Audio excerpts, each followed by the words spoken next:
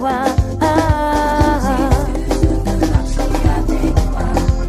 Mon Dieu, mon roi, je veux marcher avec toi, Jésus. Car de l'emboutement, de la sorcellerie, du filet de l'oiseleur,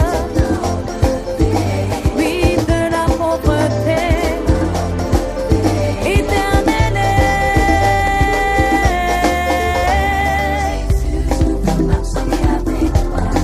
Tu m'as tant aimé, je veux marcher avec toi, Jésus. Tu m'as choisi, je veux marcher avec toi. Qui était dans la brousse comme ça. Alléluia. C'est comme ça le chrétien. Le chrétien veut récolter ce qu'il n'a pas semé. Mais pour que Dieu te donne, il faut semer. Pour semer, il faut gagner des âmes. Il faut gagner des âmes. Arrête. Là-dedans, on n'a pas dit que celui qui est saint, celui qui n'a pas péché, il doit amener les âmes. Alléluia. Non. Tu es tombé. Même si tu es tombé là, amène les âmes. Tu es couché là, amène tous ceux qui sont couchés. Tu cours là, amène tous ceux qui courent. Alléluia. Voilà. Dis, je bois, opération, nous devons réjouir le cœur de Dieu. Dis, je dois réjouir le cœur de Dieu. Alléluia. Nous pouvons voir ça dans Luc 10, du verset 1, 3, 17. Alléluia. Vous voyez que c'est fort, non? Quand tu te positionnes Dieu en tant que parent, toi en tant que parent, tu vois que tu ne mérites rien. Hein? Tu vois que nous ne méritons rien. Hein? Tu vois que tu ne mérites rien quand tu prends la place de Dieu. Assieds-toi un peu. Quand tu arrives à la maison, tu t'allonges, tu essaies de prendre la place de Dieu. Hein? Et voir ton comportement et ta façon de marcher en Christ et ton obéissance à Christ. Tu vas voir si tu mérites un peu quelque chose. Si tu mérites de menacer Dieu. Si c'est comme ça, j'abandonne. Ça c'est quelle vie? Ça c'est quelle vie en Christ? Hein? Depuis que je suis là, je souffre. Au moins, quand j'étais dans le monde, j'avais quand même, je fais souvent comme ça, Jérôme vient. Je fais comme ça, Bernadette est là, elle me prépare la nourriture. Alléluia.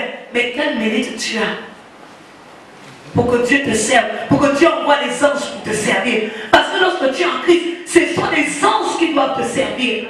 Mais quel mérite tu as pour que Dieu envoie les anges pour te servir? Tu ne gagnes pas les âmes. Il n'est pas content de toi. Il n'est pas content de moi.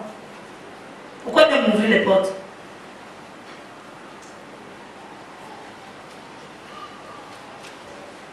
Alléluia. Et un cœur. Alléluia. Je dois être un gagnant d'âme. Parce que la vraie grandeur d'une église ne réside pas dans le nombre de personnes qu'elle contient, mais les personnes qu'elle envoie. Alléluia. L'église, ce n'est pas le fait que ces lieux soient remplis. L'église, c'est le fait où le nombre de personnes qu'elle peut envoyer. Alléluia. L'église, c'est tout ça. Vous êtes là. Le peuple qui est là. Quand vous sortez, vous ramenez. Là, vous faites le travail de l'église. On peut être une multitude, aller même jusqu'à, je ne sais même pas où, être plein, mais ne pas fonctionner comme l'église.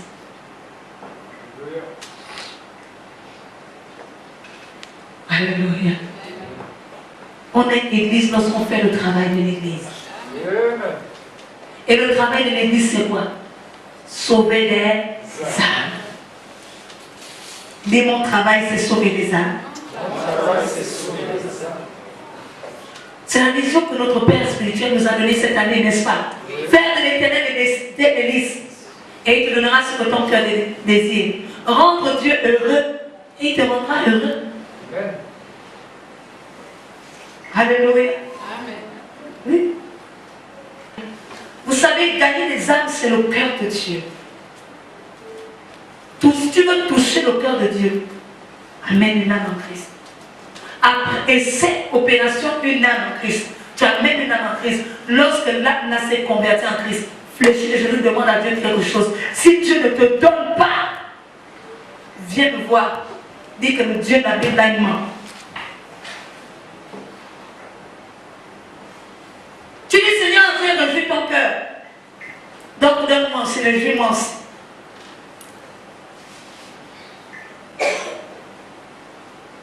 Ce que tu cherches là, il faut réjouir le cœur de Dieu. Dites ce que je cherche là. Je dois d'abord réjouir le cœur de Dieu.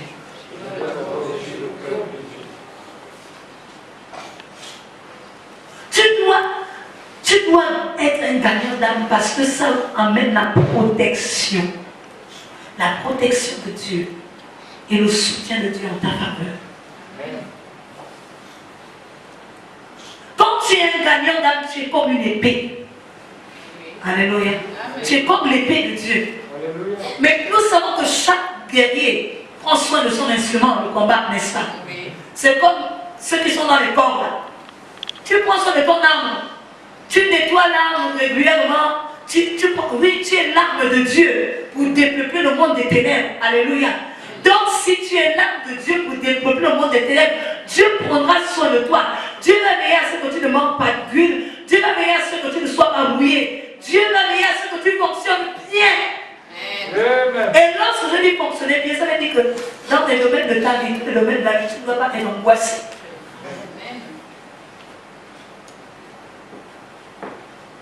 C'est pourquoi l'apôtre Paul disait qu'il n'a manqué de rien. Jésus a dit que quand vous partez là en mission, n'apportez rien. Parce que moi-même, je prendrai soin de vous. Celui qui gagne des âmes est pris en charge par Dieu. De la même façon que lorsque tu es envoyé en mission, tu es pris en charge par l'État. N'est-ce pas? Tu es pris en charge par ta société. Tout même les vêtements, n'est-ce pas? Alléluia. Donc c'est la même chose avec Dieu. Lorsque tu vas en mission pour gagner des âmes, tu es pris en charge par Dieu. Tu as des gardes-corps, tu as un chéquier tout bien frais là. Tu as des gens qui te servent spirituellement. Et Dieu va mettre même devant toi des gens physiques pour t'ouvrir les portes. Amen. Je te rappelle, tout ce qui arrive dans ta vie, c'est parce que tu n'es pas en mission. Tu refuses d'aller en mission. Alléluia. Tu es malade comme ça, parce que tu ne vas pas en mission. Alléluia. Oui. Tous les problèmes que tu as là, tu ne vas pas en mission. La Bible déclare que Dieu a envoyé la persécution au temps des apôtres, la persécution pour qu'ils aillent en mission. Il y avait là le feu dans la maison. Le feu de la maison pour qu'il reste dehors. Étant dehors, la maison, obligé de parler de Christ. Tu vas encore parler de Christ. Tu ne peux plus rentrer à la maison. Il va arriver le temps où tu ne pourras plus rentrer à la maison. Tu vas t'asseoir au rond pour les âmes là. C'est pour prêcher l'évangile. Amen. Alléluia. Quand tu vas commencer à faire cela, alors les anges vont te servir. Amen. Pendant que tu réjouis le cœur de Dieu, Dieu doit réjouir ton cœur. Alléluia. Tu vas t'asseoir là-bas, comment on appelle, changer des aïons. Tu vas t'asseoir au savonnage. Tu vas t'asseoir, je ne sais pas où tu vas t'asseoir, même dans le supermarché, le plus grand supermarché la semaine. Ne dites pas fort, c'est pas là, on ne peut pas faire la publicité. C'est quoi ça? Dites, on t'a dit. MTK.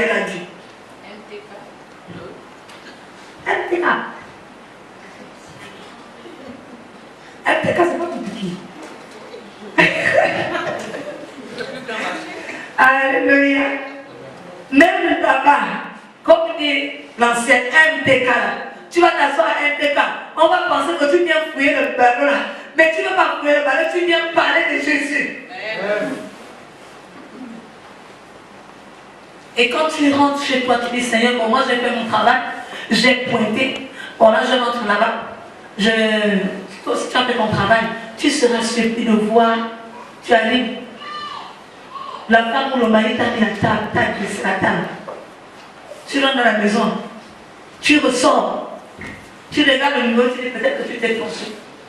Tu ressors encore, tu vas dans ta chambre pour visiter, est-ce que c'est réellement ta chambre? Tu sors encore, tu regardes l'homme ou la femme qui a dressé la table pour toi, tu regardes comme ça. Tu vas dans la douche, tu te gifles un peu.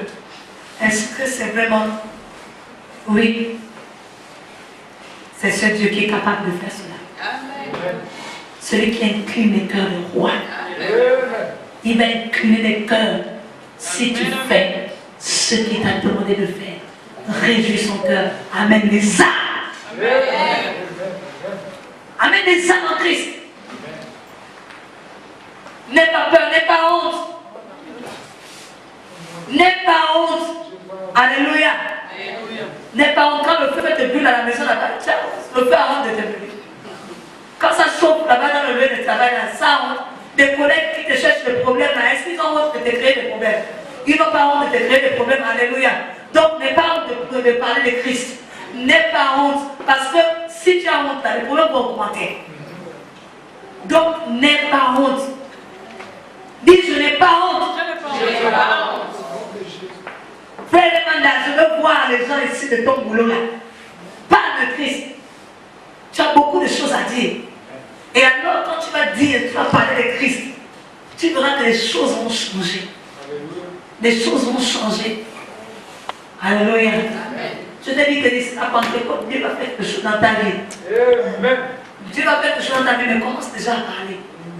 Commence déjà à parler de ce qu'il a déjà fait. Alléluia. Et tu verras ce qu'il n'a pas encore fait. Alléluia. Parle de ce qu'il a déjà fait et tu verras ce qu'il n'a pas encore fait. Si tu ne parles pas de ce qu'il a déjà fait, tu ne verras pas ce qu'il n'a pas encore fait. Alléluia. Alléluia. C'est comme si tu n'as pas fini le... Est-ce qu'on peut te servir le dessert si tu n'as pas fini le plat de résistance? Hein? Tu n'as pas fini. Tu es au restaurant, tu n'as pas de vrais restaurants. Pas de restaurant où on te dépose tout là sur la table. Toi, tu mets dans la même assiette, tout là, le gâteau, la crème mélangée au niemboué et tout ça, tout ça. Non. Tu veux pas des vrais restaurants. Quand tu as fini, quand il constate que tu as fini, il débarrasse, il demande dessert. Alléluia. On n'a même pas tout en même temps. Donc, finis d'abord le plat des restants. Parle de ce que Christ a déjà fait dans ta vie. Quand je te regarde, je vois le changement que Christ a fait dans ta vie. Commence à parler déjà. Le petit changement là, que tu considères petit, mais grand. Ce sont des petites fissures. Une petite fissure dans un mur. C'est le début de la chute de tout un grand bâtiment. Hein? Alléluia. Un petit tuyau percé peut amener une inondation. Ce que tu considères petit là, c'est ce qui va amener les grands miracles dans ta vie. Alléluia. Mais pour cela, il faut réjouir le cœur de Dieu. Maranatha. On acclame le Seigneur, on acclame le Seigneur. Merci Saint-Esprit pour ta présence. Merci pour la parole de ce matin. Merci parce que je prends la décision de réjouir ton cœur. Je prends la décision de réjouir le cœur de Dieu. Alléluia. Tu vas élever ta voix, tu vas bénir le Seigneur pour le cœur de ce matin. Les chants. Père, dans le nom de Jésus-Christ de Nazareth, nous voulons te bénir et te rendre une utilisation de grâce pour ta parole. Tu as dit que tu envoies ta parole guérit. Ta parole est venue guérir nos vies. Ta parole est venue restaurer notre entendement. Ta parole est venue nous ramener sur ton droit chemin, sur le chemin de la mission. Seigneur, nous voulons aller et faire les nations des disciples. Tu nous as tous appelés à gagner les âmes. Oui, nous voulons être des gagnants d'âmes. Nous voulons travailler pour ton royaume. Nous voulons réjouir ton cœur afin que notre joie nous soit parfaite aussi. Seigneur, nous voulons que tu sois joyeux. Nous voulons que tu sois joyeux. Seigneur, pour cela, donne-nous la capacité de gagner des âmes. Nous voulons parler de toi. Nous ne voulons pas pécher d'autres personnes dans les églises. Nous ne voulons pas aller chercher les âmes dans les églises. Non, mais nous voulons aller dans le monde.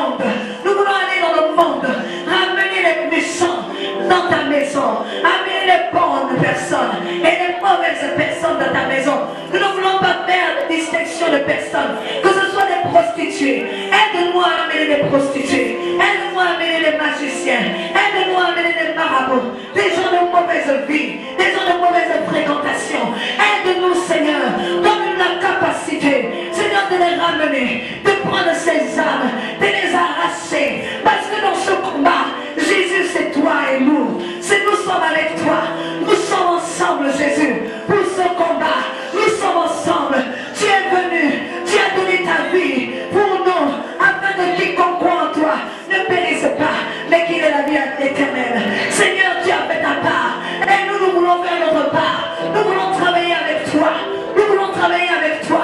C'est pourquoi ce matin, Seigneur, toi qui donnes la capacité, le vouloir le faire, donne-nous cette capacité, ce vouloir et ce faire. La capacité de faire dans le nom de Jésus. Donne-nous le vouloir, Seigneur. Élève ta partie à Dieu de te donner le vouloir et la capacité. Seigneur, dans cette affaire, nous sommes à deux. Dans ce combat des âmes, pour sauver les âmes, c'est toi et moi dans cette affaire. Dans cette affaire d'évangélisation, Seigneur, c'est toi et moi. Seigneur, je veux réjouir ton cœur. Je veux réjouir ton cœur. Je veux réjouir ton cœur. Longtemps tu as réjoui mon cœur. Tu as réjoui mon cœur. Tu m'as donné la vie. Tu m'as délivré. Tu m'as guéri. Tu m'as sauvé. Maintenant, je veux réjouir ton cœur à mon tour. Depuis des années, depuis 99, que je t'ai reçu, Seigneur, dans ma vie comme étant sauveur et Seigneur personnel. Ça fait plus de 20 ans que je suis en Christ. Tu as réjoui mon cœur tous les jours. Mais moi, je n'ai pas eu l'occasion de réjouir ton cœur. Je n'ai pas réjoui ton cœur. Je n'ai pas pu réjouir ton cœur. Seigneur, pardonne-moi, Seigneur, parce que je n'ai pas pu réjouir ton cœur. Depuis que je suis en Christ, je n'ai pas pu t'amener une seule âme. Mais toi, tu as veillé sur moi. Tu m'as protégé. Tu m'as donné de l'argent. Tu m'as donné le travail. Tu m'as donné le respect, la considération. Oh Seigneur, tu as toujours réjoui mon cœur. Tu m'as toujours donné au-delà de ce que je pouvais penser ou imaginer. Mais moi, je n'ai pas pu réjouir ton cœur. Je n'ai pas pu te rendre heureux. Je n'ai pas pu te faire danser. Je n'ai pas pu te donner la joie. Seigneur, aide-moi. Aide-moi ce matin. Prie à Dieu, prie à Dieu.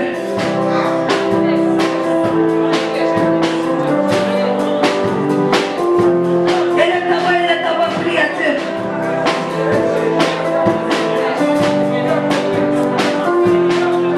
Regarde combien de fois, Seigneur, quand je regarde ma vie, tu m'as amené dans les pays développés.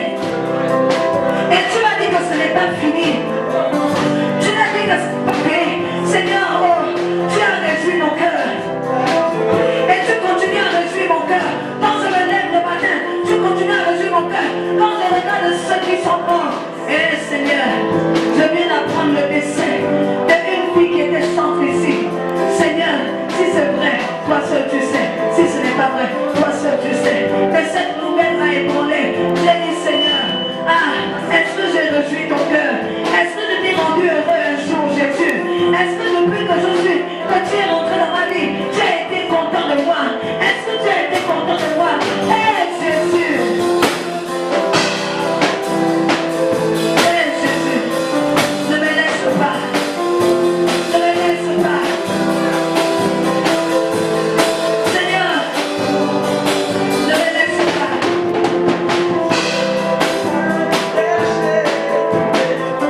Alléluia! Vous allez répéter après moi. Seigneur, oh mon Dieu, je ne savais pas que je ne réjouissais pas ton cœur. Oh mon Père, je veux réjouir ton cœur. Je veux te procurer de la joie en t'apportant des âmes. Je veux gagner des âmes pour toi. Ce soir, je prends l'engagement de réjouir ton cœur. De réjouir ton cœur. Afin que ma joie soit parfaite. Seigneur, je veux te réjouir. Je veux donner de la joie dans le ciel. Je veux que les anges dansent à cause de moi. Je veux que tu danses à cause de moi. C'est pourquoi je m'engage à t'apporter les âmes. Parce que je veux réjouir ton cœur. Pour que tu te souviennes de moi. Pour que tu te souviennes de mes enfants. Pour que tu te souviennes de ma vie. Je veux gagner des âmes. Je veux gagner des âmes. Je ne te demande rien d'autre ce matin. Je ne te demande rien d'autre en ce jour. Fais de moi un gagneur d'âme. Je veux gagner des âmes. Donne-moi la capacité, le vouloir et le faire. Dans le nom précieux de Jésus. Car dans cette affaire, c'est toi et moi Jésus. C'est toi et moi Jésus. Personne d'autre. Personne d'autre. Dans cette affaire, il n'y a pas mon pasteur. Il n'y a pas mon frère. Il n'y a pas ma soeur. Il n'y a pas ma mère.